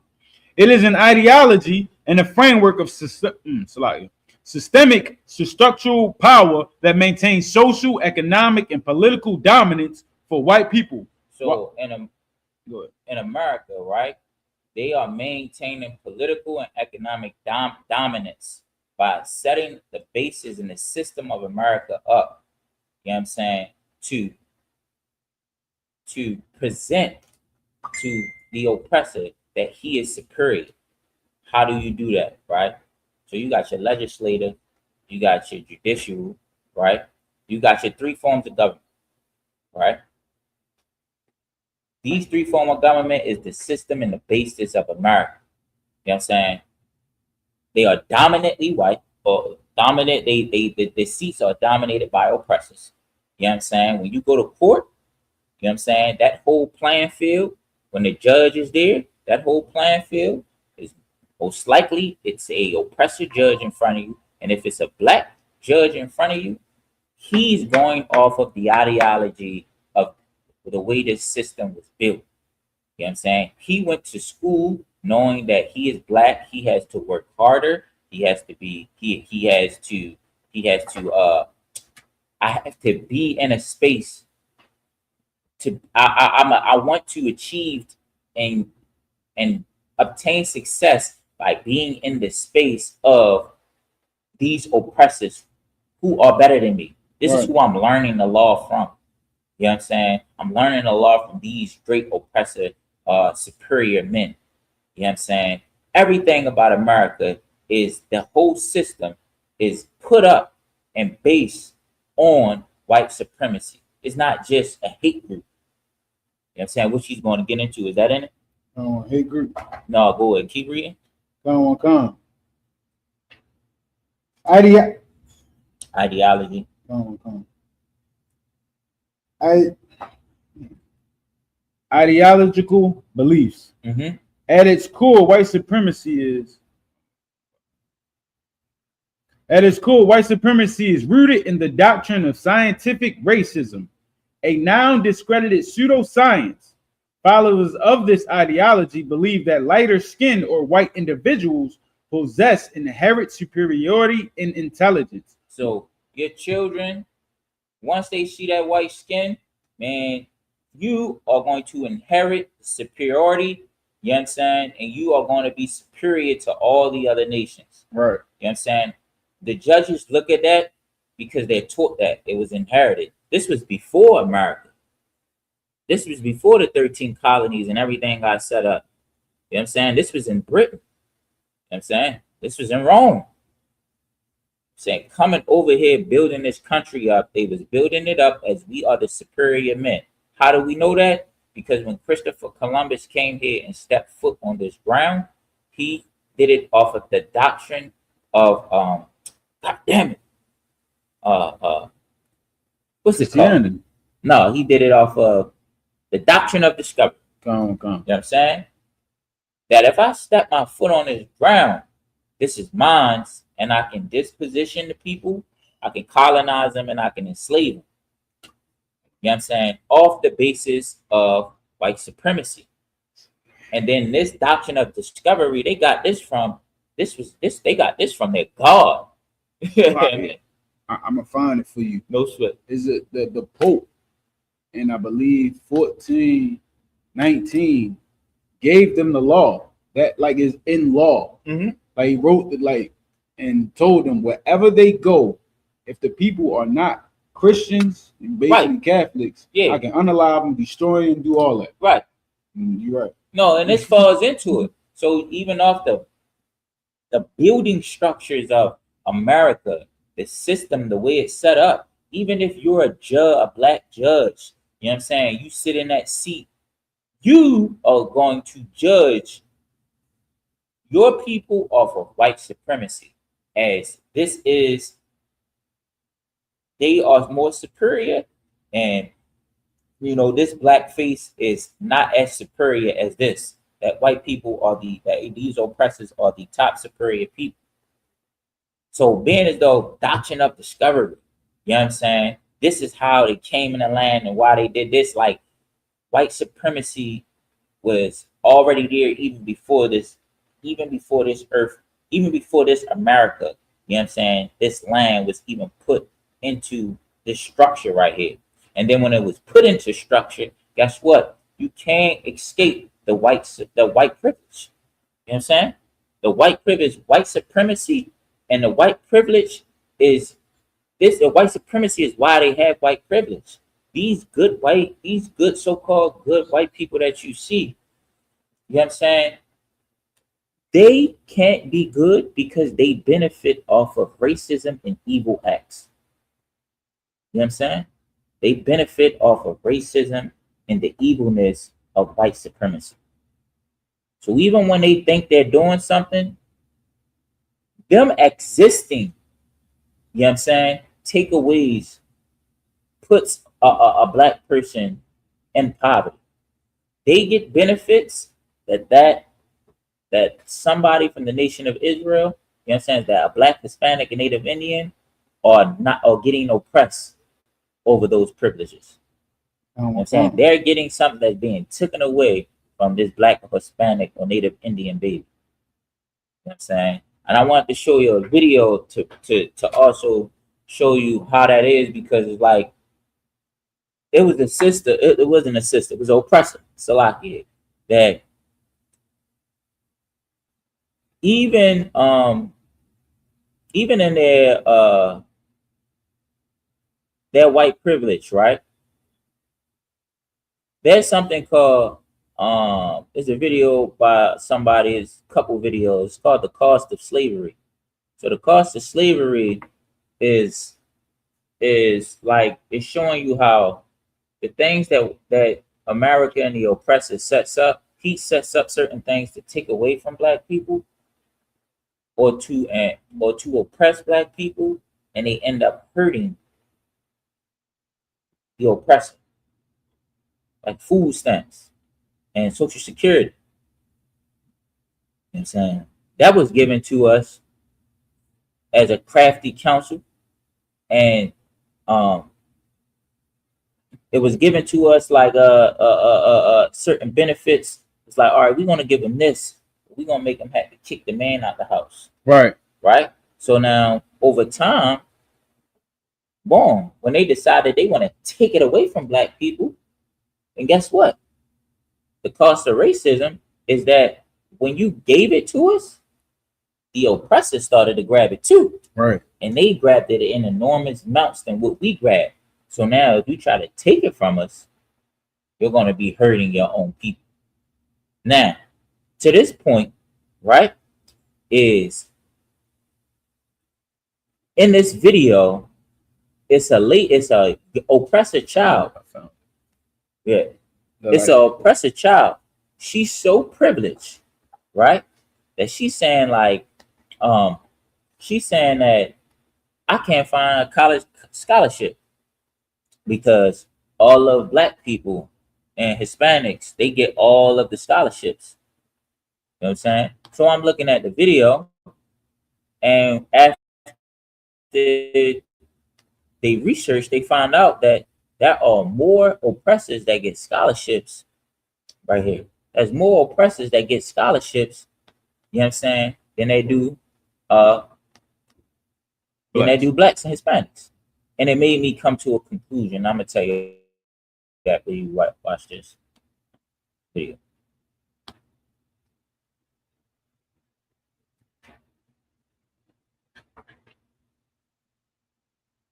to me about the facts. What are the actual statistics about scholarships that are available to white students in this country?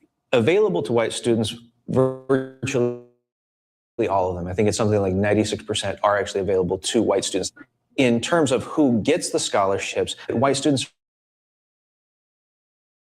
are usually about 40% more likely than students of color to actually receive that type of aid. 40% more likely. That's correct.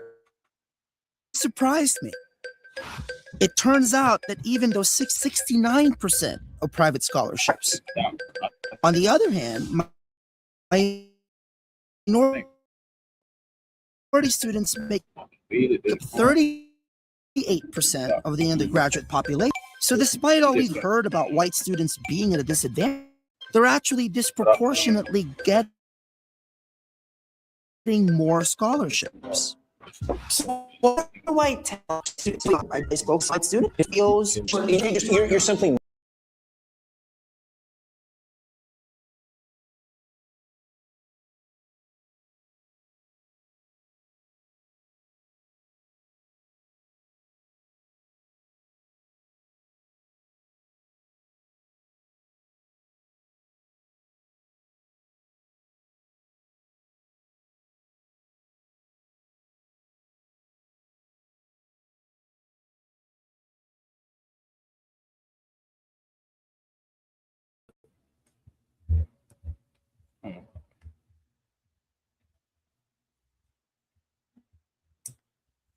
All right, if y'all can hear me in the chat, put a 1.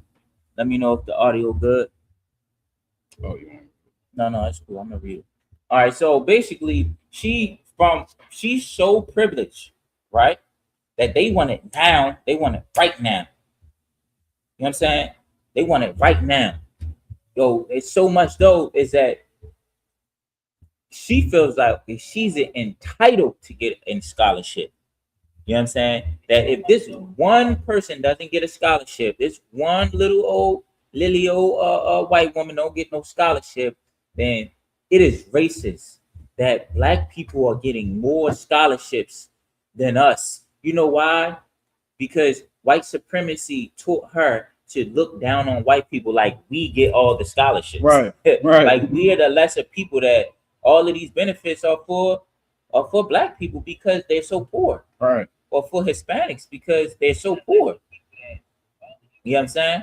That when she finally decides that, okay, I want to get a scholarship now because I didn't get a scholarship, it's because all the blacks and Hispanics and Native Indians take all the scholarships because they're so poor. Right. That's white supremacy.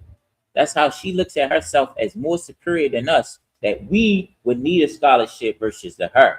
Right. And when she decides to go ahead and trick the system and try to get a scholarship, she said, I can't get a scholarship because they all get it. No, when you're getting all the scholarships. Right. You know what I'm saying? You are actually getting most of the scholarships. So now I'm looking at them like, dang, well, they are more white privilege. They are more spoiled than I thought that they was. You know what I'm saying? So now, you know, you got to take this all in account when you think of a white person, a good slocky. A good white person, that a good white person is so deep into white supremacy. Right. You know what I'm saying? That they can do crimes and don't think that they're doing crime. Right. You know what I'm saying? They can, this is how a Karen is created. Right. Karens are created from white supremacy, white privilege. You know what I'm saying? A Karen thinks that she is a good white person. Right. She thinks that when she's wilding out and she's throwing stuff and she's doing all of this stuff, she thinks that she's protecting the neighborhood, that she's doing something good. Right. Because America is racist. Because America is built off of white supremacy. Okay. So when you think about a good white person, right, you come to the conclusion that good white people don't exist.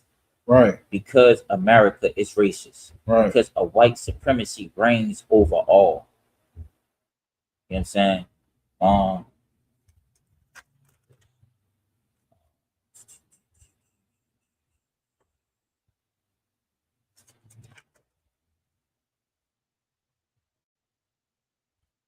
And give me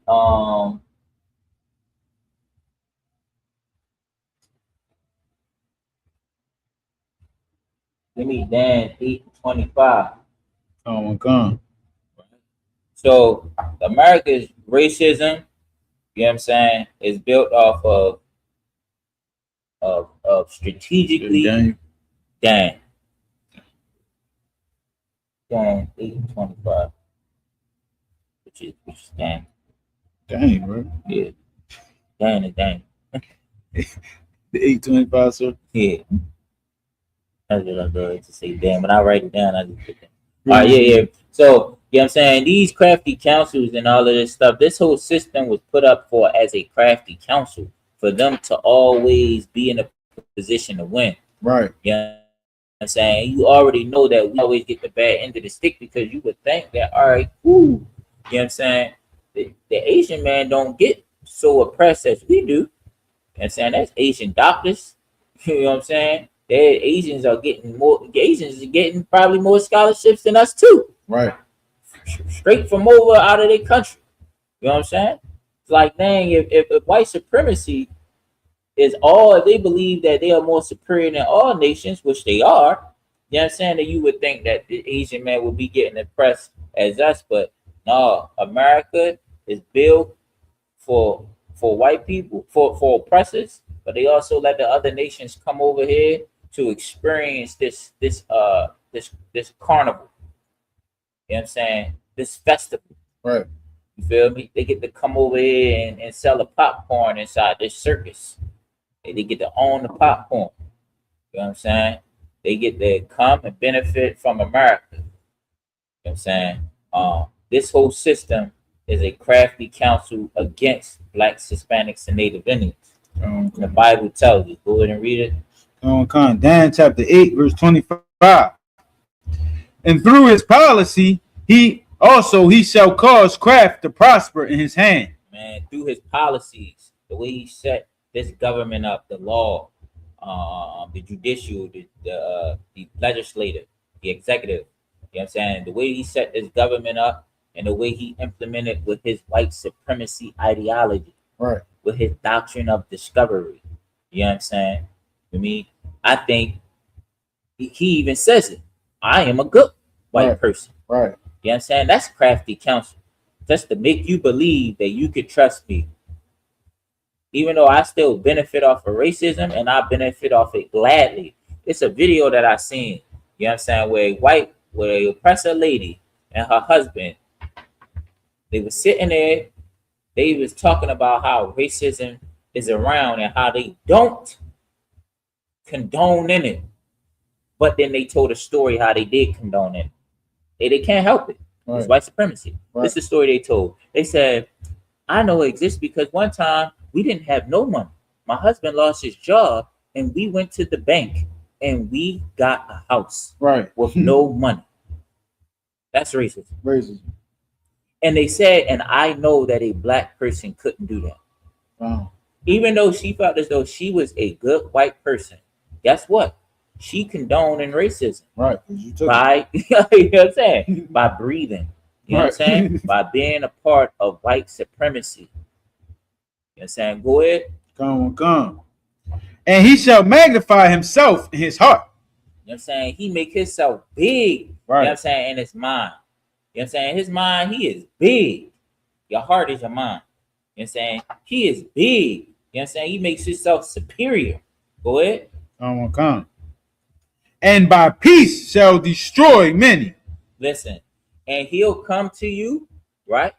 And he'll tell you, and he'll give you kind words and tell you that he's a good white person. Right. But what do we do? And by peace, he'll what? Destroy many. But and by doing that, he'll turn around and he'll destroy you. Right. You know what I'm saying? White supremacy destroys all, man. The policies that he had, the crafty counsel that he has, is always position us to look at them as being superior. Right. As being a good white person. You know what I'm saying? Because you haven't met, you know what I'm saying, somebody who spit in your face and called you, you know what I'm saying, the N-word. You know what I'm saying? America is white supremacy, and anybody who choose to push it is white supremacy. You know what I'm saying? I watch videos of Candace Owens. You know what I'm saying? When you watch some of her, like now, she seem a little bit different. If you watch her younger days, man, Candace, yeah, good night. Yeah, Candace Owens is like, she benefits from white supremacy to an extent because she tries to erase white supremacy. She tries to cover it up and make it not with words to make it. She try to give you an illusion of white supremacy. White people notice that, and they like, okay, yeah, and she probably benefited from that. Her man white. Because she, huh? Her man white. Yeah. My husband. And she definitely benefit off of it. Yeah. You know what I'm saying? But she has to accept it, push it. You know what I'm saying? If you out here and you think that that white people shouldn't pay the price because all of them aren't bad, yeah, you need to learn about white supremacy, learn about the doctrine of discovery.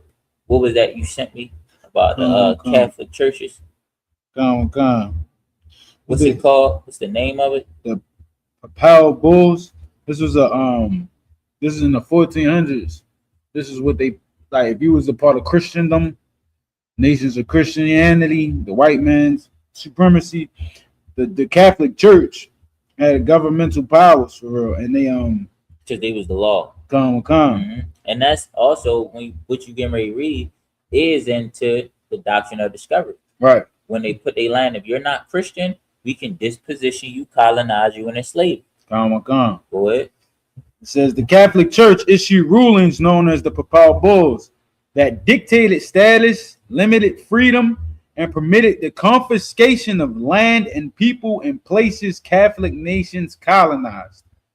The Dumdavars issued in 1452 by Pope Nicholas V granted Portugal full and free permission to invade, search out, capture, subjugate the Saracens and pagans and any other unbelievers and enemies of Christ wherever they may be, as well as their kingdoms, duchies, counties, principalities, and other property, and reduce the persons to perpetual servitude. You know what I'm saying? Like, this was already right. This was already threaded into their children's and to their great grandfather and great grandfather. Like, coming over here before they even came over here, it was already threaded into their children. You know what I'm saying? Christopher Columbus was already born into it, seen it as it was true. You know what I'm saying? He was just as lost as, you know, that the girl that's looking for the scholarship, saying that all the black people taking the scholarships. You know what I'm saying? A lesser race is taking the scholarships. You know what I'm saying? Even when I try to, step down off my pedestal and grab a scholarship, somebody else taking it. Right. Like, you show privilege. You know what I'm saying? You spoiled. You think of real quick, and you think of how Trump is the way he is. Right. The reason why Trump feels like he can go into Greenland and take it, to go into Iran and take it, to do whatever he want, go into Cuba and take it, to Venezuela and then take it, is because white supremacy gives them the pride that can't be taken away. It has to be destroyed by the Most High. All right. That's a fact. You know what I'm saying? Like, you can't unteach them this. Go ahead. So I wanted to say something too. Like, Christianity started by these white devils, and they passed the law saying, "Yo, wherever we go, if you're not Catholic, I can unalive you." That's like me creating a religion in my room, and then wherever I go, I know y'all don't know nothing about it. You know what I'm saying? I put in the law like, yo, you don't know nothing, but how you know? You created it over where you was at. Of course, everybody around the world don't know what this is. So it's basically you just making the excuse to unalive people and invade. You know what I'm saying? Like that's who. Like we really gotta understand how much a devil there is. Christianity was created by them, and they basically said, "Yo, wherever we go, if they are not followers of Christianity, we can unalive them." That's so that like they made that on their own. It's just an excuse to go around and just unalive people. They made it up on their own. Like they just do that in the mix. Like yo, I want this. All right, let's just put this in a book. Right. Let's just put this in our religion. Let's just make it is what it is. Yeah, right. You know what I'm saying? And it's a religion, so people gonna accept it like it ain't my words. Right. They gonna accept it like this is God. Who gonna go up against God? Right. You know what I'm saying? White supremacy was made by God, by our white Jesus. Right. You gonna go against it? Right. You know what I'm saying? You know what I'm saying? And that's how you know a good white person ain't a good white person. Because they're not going up. They need to go up against, you know what I'm saying, and destroy their white supremacy. You know what I'm saying? Destroy their structure of America, which they're not. They're not gonna empty out their bank account. You know what I'm saying? They're gonna keep reaping the benefits of America. You know what I'm saying? We're gonna get some more into this. Another one, I want to show a video of how even, you know, they would never challenge, you know what I'm saying, their white privilege themselves. They would never try to take away their white. They would never go up against their white privilege or their white supremacy. It's a video of a young man who teach a class on white privilege. He teach other white people that white privilege does exist, right? Candace Owens says that white privilege doesn't exist, that it's just an excuse for black people and Hispanics to have when they don't want to work as hard as the oppressor. That's white supremacy that Candace Owens is affected by. You know what I'm saying? But this video was a brother, right? I'm gonna get it for you now. It was a brother where he teaches white supremacy, and he wanted to. He was sitting at the table with his family, and his family, the author of the documentary, wanted to let his family know what he does. Like, yo, your son teaches, you know, a class of white supremacy. Did you know that? Right. And they wanted to also tell him, like, they also wanted to tell him, show him, like, you know, how they felt about it, because race is not, basically the documentary is saying, like, race is not talked about in white homes. Not like he's talking about it.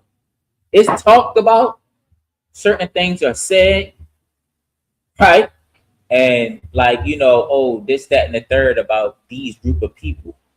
But the children and the young adults, if somebody feels, you know, says something that's a little bit racist, ain't nobody like trying to go up against that. Right. You know what I'm saying? You know what I mean? We live in the same house. Right. Like in black homes, you might hear somebody be like, yeah, man, this, that, and the third, and white supremacy. You know what I'm saying? I just said something about white supremacy the other day. My mom said, why are you always talking about white people? Right. You know what I'm saying? It's no problem with us talking about race in our homes. Right. You know what I'm saying? But in white homes, you know what I'm saying? Because of how evil that oppressor is, man, they are scared to talk about, especially if the father has a strong view against other races. Right. They're not bringing that turmoil up in their household. You know what I'm saying? So these talks are not even being talked about. Kids are learning about how to see race and how to see themselves and their black friends off of media. And media is given to us by a system that is built off of white supremacy. Right. You know what I'm saying? So by the time they go out into the world and they do find a black friend that they like, man, I've never knew black people was like this. He's already been indoctrinated. You know what I'm saying? He's already been conditioned and inherited the views of white supremacy. So that friendship not gonna last. And like the scriptures say, like on going rusteth, so will his wickedness. Right. You know what I'm saying? Because what he was brought up on is gonna come out. I'm gonna show y'all this video though. So to show the second video. This one. Yeah. This video shows how white people don't believe they have white privilege, and they don't believe the oppressor doesn't believe he benefits from white privilege, and it's not even talked about. It's not even challenged inside the house. They go off of the views of media. Media conditions them as being superior and whatever, you know what I'm saying? And that's just the way it is. The father's gonna take the view and the kids is just gonna follow after him. What?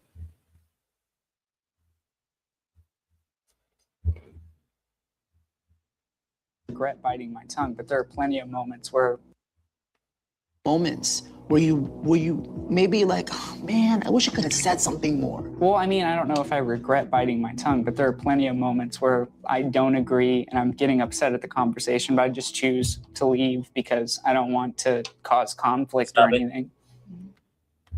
So he's saying like, man, it might be something that my father's saying or my mother's saying, a conversation that they having, and I don't agree with it. And I might get upset about it, like, yo, why are y'all saying this about them? Like, or why y'all calling them this? And I ain't gonna say nothing because, it's times I'm just not gonna say nothing because of what are you about to say? Look at this devil face. Like he look like he angry. Yeah, because he don't want to talk about it. They don't want to face it. You know what I'm saying? In the last video, when it ended, it said when we talked about the school and the ratios and oppressors getting scholarships over minorities or whatever. He said the white guy that was giving the research was saying like, bro, they get 40% more scholarships than them. And I think he said it's lesser white people going for scholarships than it is black people going for scholarships. I think that's what he said. So, but at the end, he said she's not gonna like that because she don't. They spoil. They white privilege. They don't want to hear that. I just need to work harder. That's it. That's it. I just need to work harder, or I need to fix something about me. Right. Nah, I'm a Karen. I'm screaming about somebody being on the block, and I don't own the block. Don't come. Look. Go ahead. It's a lot here. You know, it's crazy when these devils go through problems, they unalive themselves because they spoiled. Right. Like, yo, I lost my job. I can't take it anymore. You spoiled. Oh, it's like they lose their job. They unalive. Like when they go through stuff, they unalive themselves because they spoiled. Right. Like when they lose their job, they unalive themselves. Like that soldier, he seen what's going down in Palestine. Oh, I cannot take this anymore. You spoiled because if the world don't go your certain way, this is why y'all do the stupid things y'all do. But when you go into therapy, they tell you sometimes they talk about assertive and go to anger management. That's bad. They talk about assertive, aggressive, and assertive aggression. You know what I'm saying? Like assertive, I think that's how it is when you on a football field and you use your aggression for a positive man, and then you have the just aggressive where you just use your have. And when they brought that out, I was just thinking about like how white people is really the people that need to be like in a long lifetime of anger management. You know what I'm saying? And they said the next step is just the effort phase. That's what they call it. We used to say effort. You know what I'm saying? That's what white people go through. Right. They go through that turmoil. They don't know how to handle their aggression, and they get to the point where it's just effort. Right. I'm just gonna jump out this window. Right. Or I'm just gonna handle everybody in the house. Well, I'm getting bullied in school, so you know what? I can't take it anymore. I'm gonna go get my pop's gun. Yeah, I'm gonna just burn the whole school down. Burn on the whole school down. Because I'm that spoiled. Who are you to pick on me? They can't even talk about it. You know what I'm saying? They can't even talk because, like, yo, they know. And nobody is talking to him about it. Right. He don't talk to nobody about racial issues. Right. The father. He said it. So for him just to be irritated right now is because he's spoiled and he don't even want to go there. Because he knows they get privilege. Right. He knows white privilege is this. Yeah, comment. Peace and pride for Officer Bakar. Say they're absolutely spoiled and weak as wet paper bags. They unalive themselves with $5,000 in the bank account talking about, I don't know how I'm going to make it. Right. I don't want kind. That's right, sir. Let a black person have $5,000 in the bank account. It's a rat. He think he good. up. We up. He think he up.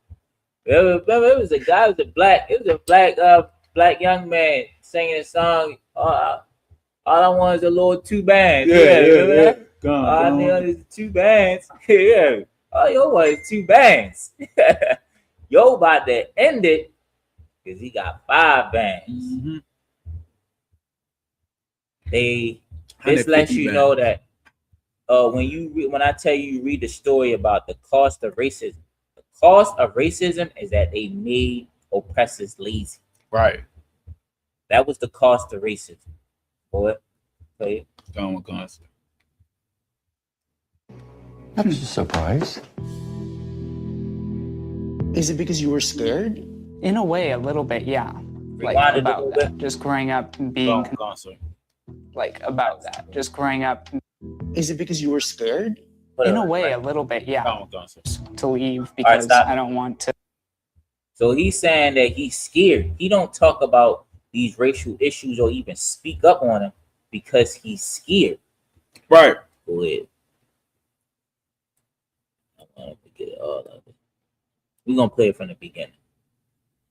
Moments where you maybe like, oh, man, I wish I could have said something more. Well, I mean, I don't know if I regret biting my tongue, but there are plenty of moments where I don't agree and I'm getting upset at the conversation, but I just choose to leave because I don't want to cause conflict or anything. I'm just surprised. Is it because you were scared? In a way, a little bit, yeah. Like about that, just growing up and being conservative, and you can get pretty worked up sometimes. It does sometimes scare me a little bit. I'm not gonna lie. So that's why you're like, let's just not brush the topic. Yeah, for me, it just wasn't worth it. I didn't want to feel like I couldn't like live in this house with my beliefs.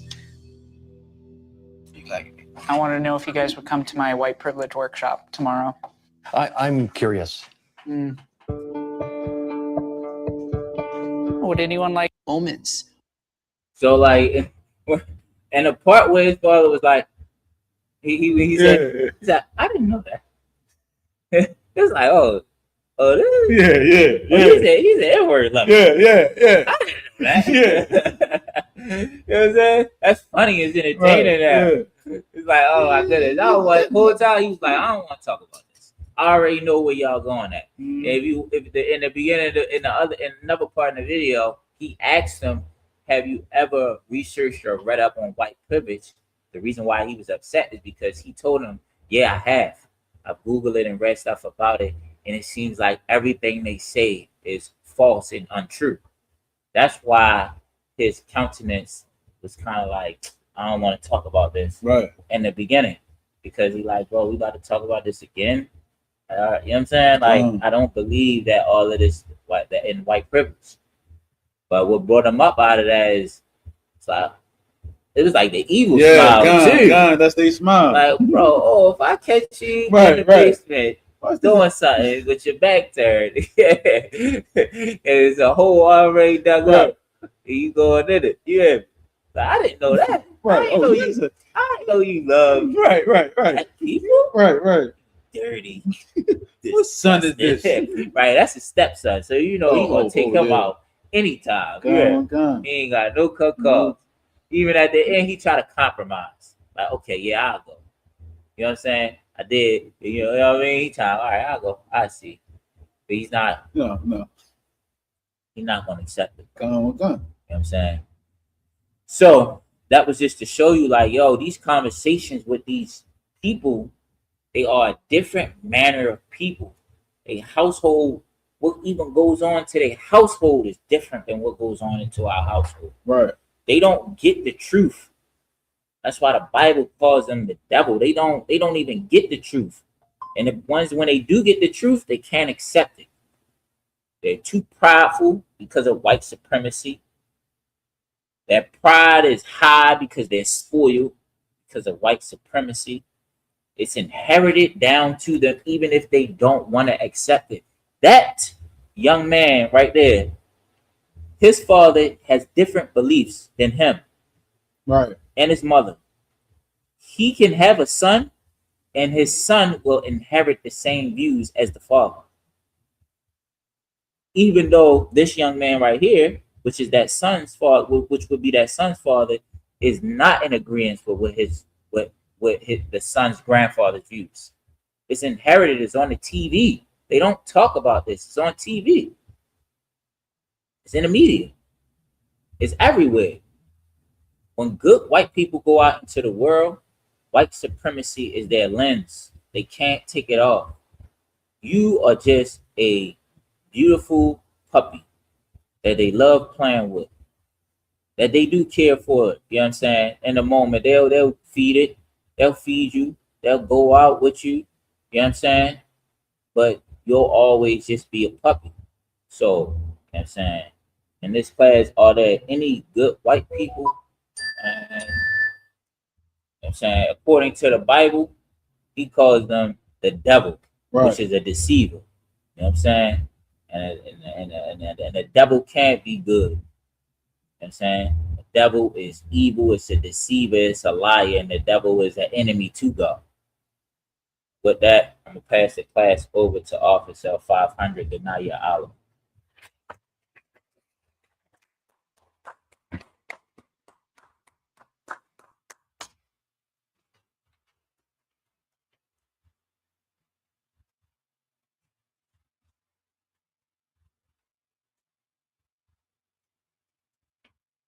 Powerful flag, man. We gotta get to that point where we realize, man, listen, ain't no real cool white people, man. They all devils, man. They not good. All right, so we at the ISUPK out of 1 West 125th Street, Harlem, New York, under command of General Yana. Rules for brothers and sisters. When a new brother or sister comes into the school, they are off limits for 6 months. They are here to be saluted only. They are here to shed themselves with the world. After 6 months, if a brother or sister has an interest in a particular person, he or she must get permission from the head to speak to a brother or a sister. There is another 6 months in which a brother or sister will court each other. After this 6-month period, the brother or sister will get permission from the head to marry. Ties, which is a commandment. You can find it in Numbers 18 and 21 and Malachi 3, verses 8 through 10. Means 10th in Hebrew and is pronounced Mayashra. 10% of every penny of any increase the Lord gives you, you give to the Treasury Department or teacher. Priest fund. Free will offering for priests, not mandatory whatsoever amount you would like to give. Up and coming Holy Convocation. Make sure you check online. We will be updating y'all on the next Holy Convocations that's coming up. Remind Akim and Akwapnium to check on social media such as ISUPK.com, Facebook, Twitter, YouTube, and so on for ISUPK events and materials. If a brother wants to be a trooper in the school, then he has to stop wearing all black, which includes black boots, shirts, pants, headbands, and or scarves. And with that, men of Israel, we're going to give one courtesy salute to the teacher. Salat Elami. Wisdom Mouse. Just for some reason, he still got that video up.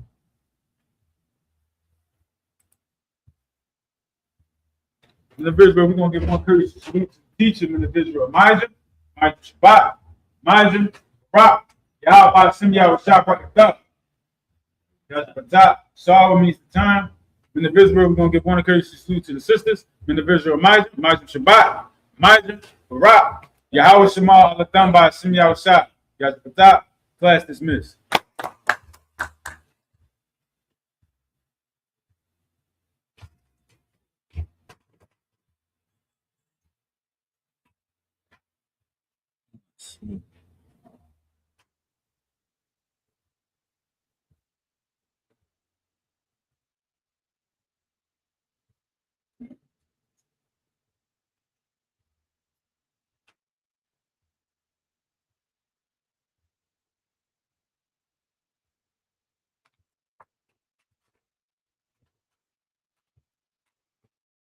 Hey, listen, brothers and sisters, man.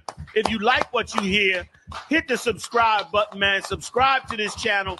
And also, please, go to isupk.com and pay your tithe. Drop me some cash so we can move around this planet like we need to, man, and do the things we need to do. They're one West. They're one West. They're one West. They're